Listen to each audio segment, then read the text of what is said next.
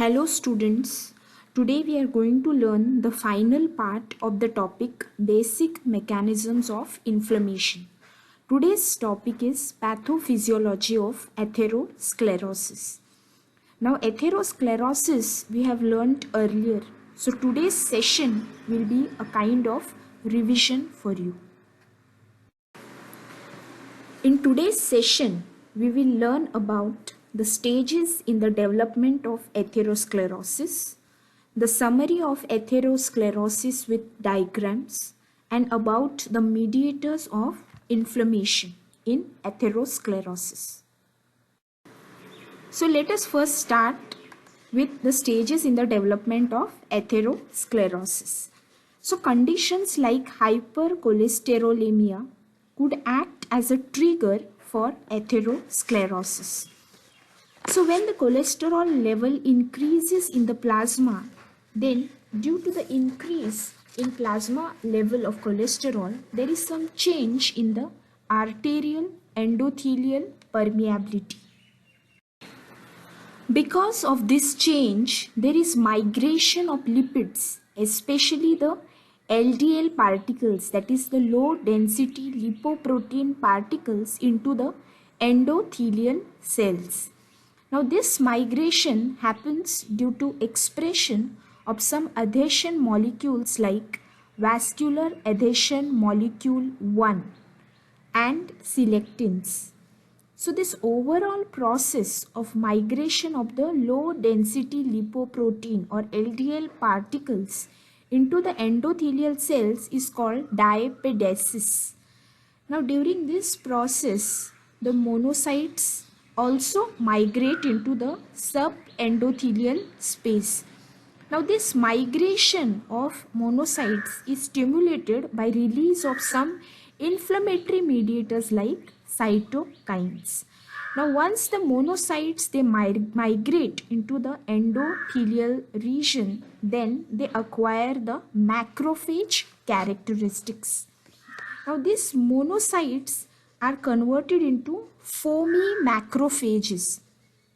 Now these macrophages they engulf the LDL particles.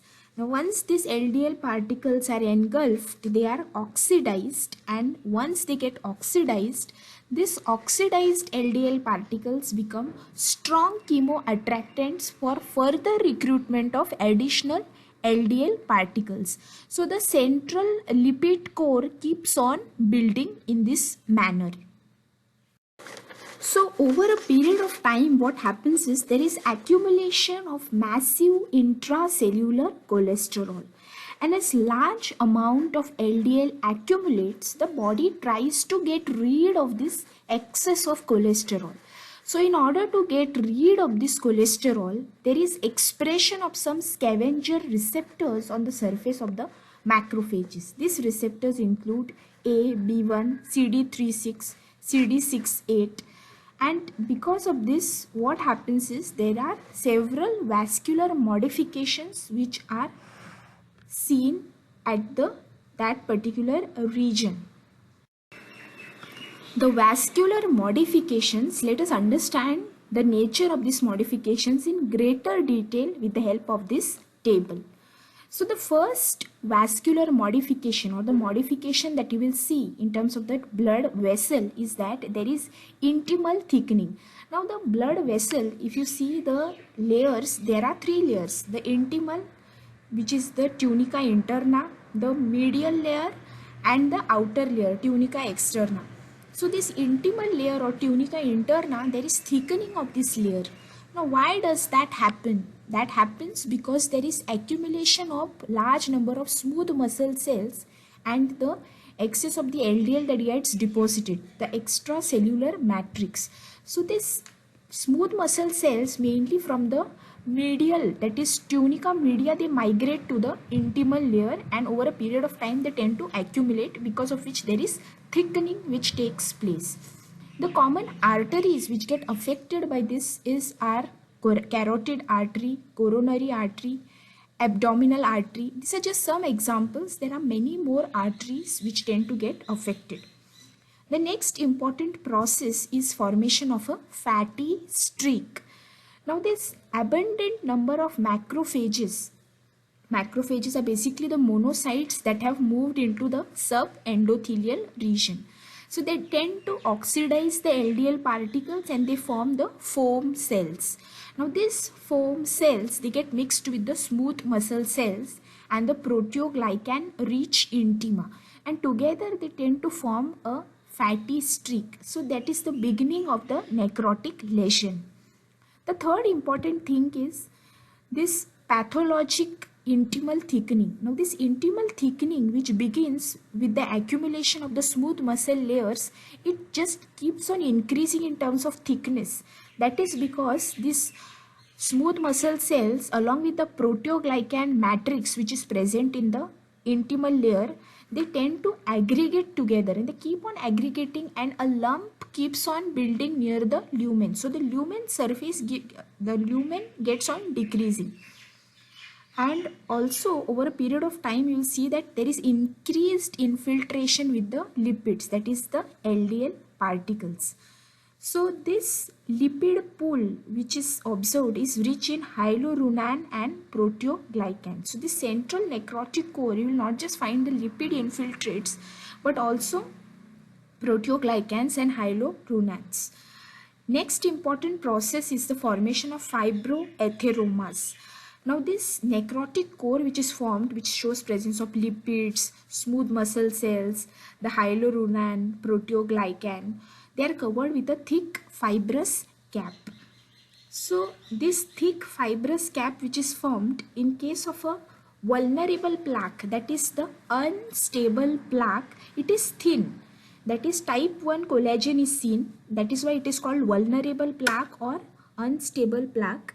Now this unstable plaque, the fibrous cap thickness is less than 65 micrometers. And if it is unstable or if it is vulnerable or if the outer fibrous layer or fibrous cap is very thin, it may rupture. And once it ruptures, it may result in the formation of thrombosis. So these are some of the vascular modifications that are seen at the site where atherosclerosis has developed. Now remember that in atherosclerosis there is plaque formation, but these plaques are of two types, stable and unstable. So what is the difference? In case of stable, it is made up of a thick fibrous cap. So it is not increasing in size and doesn't show a tendency to rupture.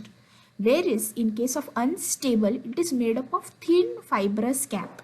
So it has increased tendency to rupture. Now this type of plaques, unstable, could be more lethal as compared to the stable plaques, as they can lead to thrombosis. So in summary, remember that the process of atherosclerosis begins with endothelial modification due to high cholesterol levels. The LDL particles, they enter the modified endothelial region and they reach the subendothelial space by a process which is called diapedesis.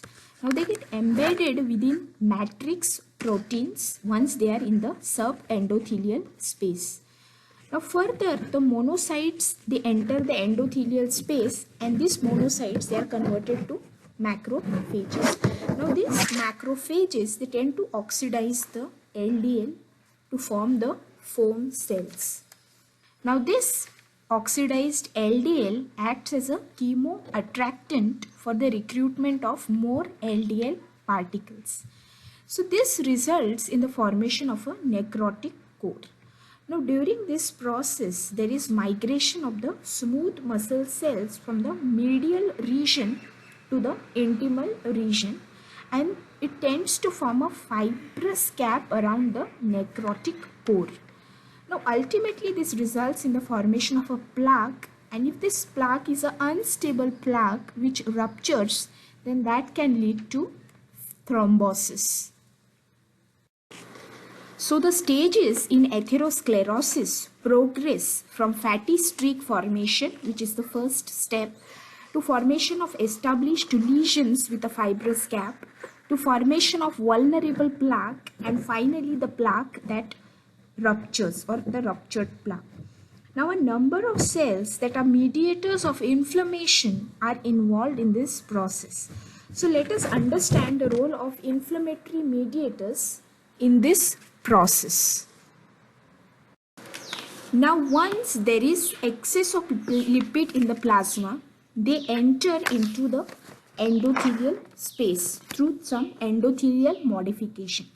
Now, once this LDL are into the subendothelial region, the leukocytes or monocytes in the circulation, they are recruited at the site of lipid accumulation.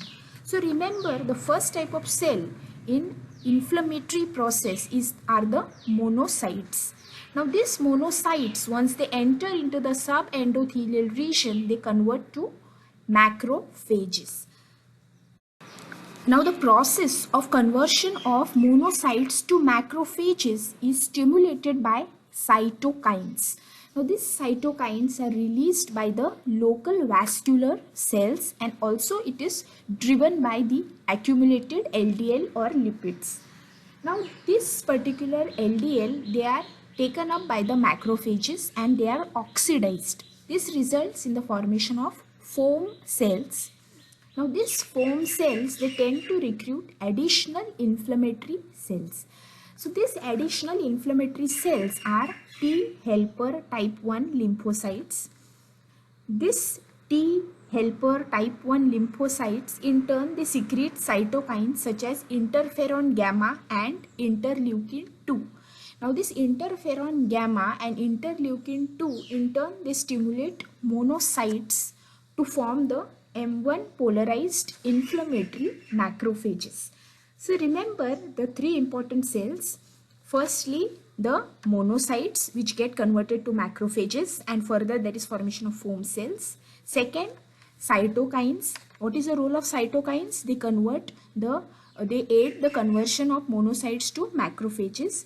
And third important mediators are the T helper type 1 lymphocytes.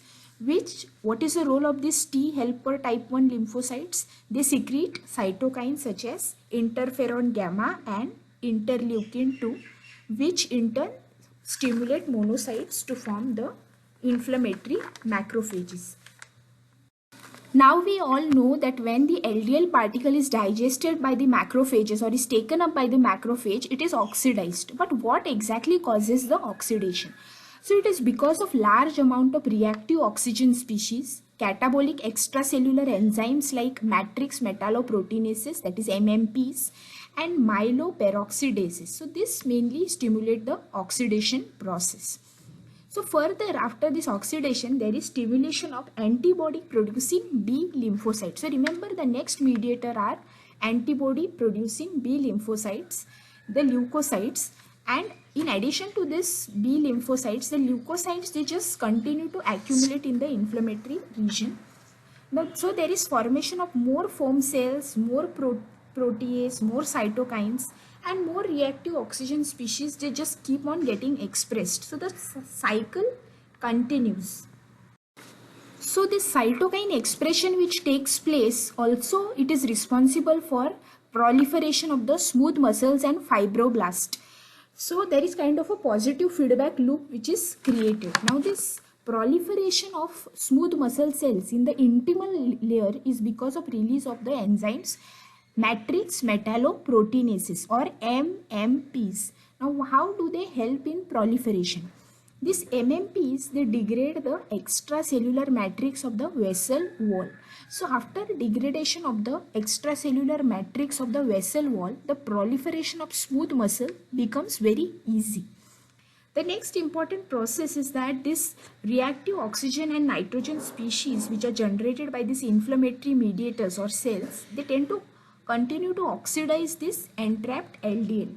So this process overall over a period of time results in the formation of a necrotic core, and that just helps in building up of that plaque. So in summary, remember that the key cells involved in the process of inflammation are the monocytes. These monocytes, their conversion to the macrophages is with the help of cytokines, which are another important mediators of inflammation. Then the next important type of cells involved are the T helper T lymphocytes. Now, these T lymphocytes in turn tend to stimulate more cytokines which are responsible for conversion of monocytes to macrophages. Another important cells that are involved are the B lymphocytes. And remember that the process of formation of foam cell, that is the oxidation of LDL particles, is through the action of the reactive oxygen species, the matrix metalloproteinases. So these are some important mediators of inflammation because of which the necrotic core just keeps on building at the site. So that's all as far as the inflammation and the overall pathophysiology of atherosclerosis is concerned for this session.